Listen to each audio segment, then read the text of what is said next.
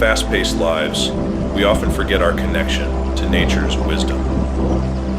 The language of the earth invites you on a transformative journey back to our roots, fostering a profound connection with the natural world.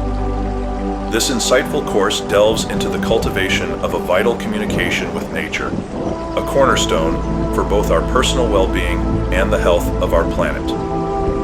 Throughout history, indigenous cultures revered nature's wisdom, guiding us to a deeper understanding of ourselves and the universe. Unfortunately, this ancient knowledge has been overshadowed by human progress and a false sense of superiority. Drawing from my personal experiences and insights into nature's creative process, this course offers practical guidance to reconnect with nature and engage in meaningful dialogue with its creations. By developing our innate ability to communicate with Mother Nature, we open ourselves to her profound wisdom beyond human language. Whether you're an avid nature lover, a curious explorer, or seeking solace in a hectic world, the language of the earth is a roadmap to rediscover our profound connection with nature's awe-inspiring beauty and wisdom. Remember, we are not separate from nature. We are integral to it.